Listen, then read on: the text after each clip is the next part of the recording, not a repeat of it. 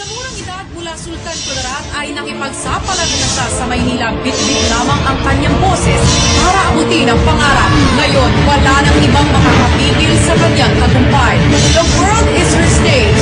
Graduating to the highest honor, here's the Grand Star Dreamer of Pinoy Dream Academy Season 2, Laarni Lozada.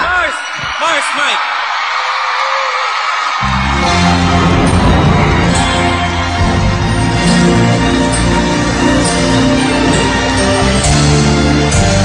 Mga kapamilya, our Grand Star Dreamer, Laarni!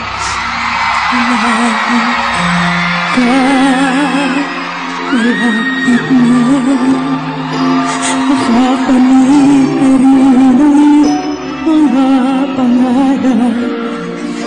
Manali ka, malapit na mabuha rin ang iyong mga pagsisikap. Di na magtatagal.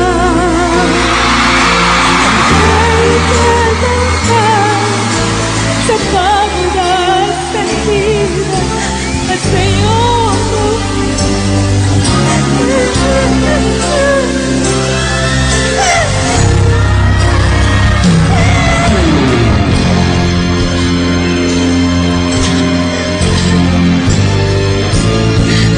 hawak mo na ang iyong mga binibigay.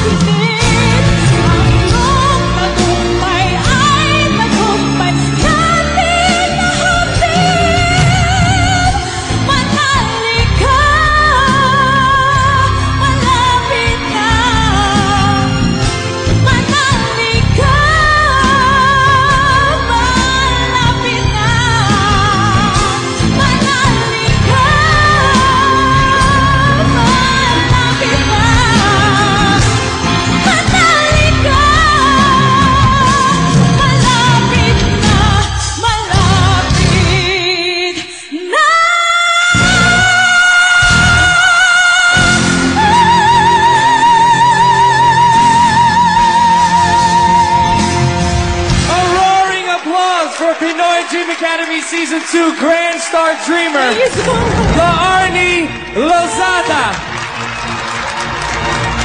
Laarni, nandito ang iyong mga loved ones para kayo samahan in your moment of triumph. We have Mr. William and Miss Nita Lozada. Nasa po sila.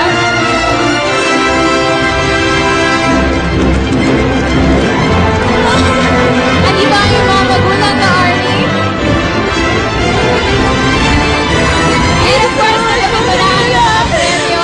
Salamat, Lord.